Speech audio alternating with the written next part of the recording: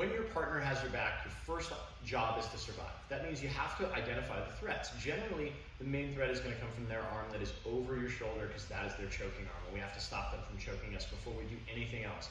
After we've secured that position, we can do a basic escape called the turning escape. This is going to allow us to, if all goes well, to come up and actually get on top inside their closed guard. If things don't go well, we have options that we'll discuss in another video. So when Dave has my back, he's got his hooks in and he has strong over-under control. Now you notice this is Dave's underhook. That's the one that stops me from scooting down. That's his control arm. But this is his attacking arm. So this arm is really dangerous either for rear naked choke or for grabbing my collars, any number of collar chokes. So I have to address that threat immediately.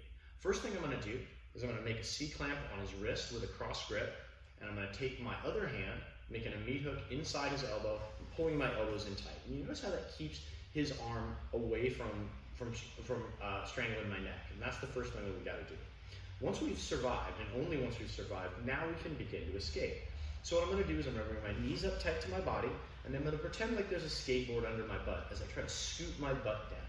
And I'm going to maintain, you notice my feet are on the mat, because that's what's going to give me the connection with the ground. It allows me to drag myself forward. And now this changes the angle of the choke.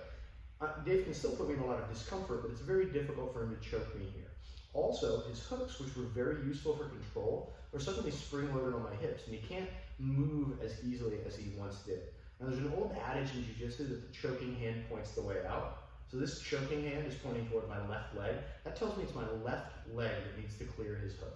I'm going to kick my left leg straight, and if I have to, move my hips a little bit to the right.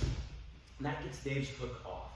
Generally speaking, we're going to escape to the underhooking side, because escaping to the overhooking side escapes us into a tighter choke. Now again, I'm going to keep my foot connected to the mat so that I can push off of it and drive my back to the mat. What I want to do is I want to drive my back this way, trying to get my head and shoulders to the mat. If my head and shoulders and back are on the mat, he cannot be on my back. Notice that the small of my back is on Dave's leg. I'll talk about that in a second. So now, in the ideal scenario, I'm going to try to get on top here. And I'm going to do that using the thread the needle motion that we use as part of our warm-ups. My inside elbow, whichever elbow is closest to Dave, is going to drop toward the mat as my inside leg threads the needle, and I come up into Dave's closed guard. Notice that I always come up, whenever I come up into someone's closed guard, no matter the situation, I always want to put my hands on them, either on their chest, on their bicep, so that I'm not putting my hands on the mat, putting myself into a dangerous position after having escaped a dangerous position. So again, my partner's on my back. Immediately identify which is the choking hand. C-clamp with a cross grip, 2 hands on one just to be sure, and pull my elbows in tight to my body. Pull my knees up close. Imagine there's a skateboard under your butt, and we're going to skate back down. If I stay up here, Dave, could you raise your feet, please? Look at how Dave can easily control and manipulate me with his hooks, right? He can go from side to side, all of these things that he can use to advance his back control. Once I scoot my butt down, Dave, raise your feet, please. They're spring-loaded. Now, I can use that technique to escape. So, choking hand points the way out, kick the leg straight. If it doesn't fall off immediately, you can move your hips a little bit if your partner has a lot longer legs than you do. Post on your foot, and I'm going to try to get my head and shoulders to the mat. And again, ideally, I'm going to try to get on top here. You'll notice that Dave will probably try to remount me here, which we'll do with in the next video. Whichever elbow is closest to him drops to the mat. Whichever foot is closest to him threads the needle. We come up on top into the closed guard.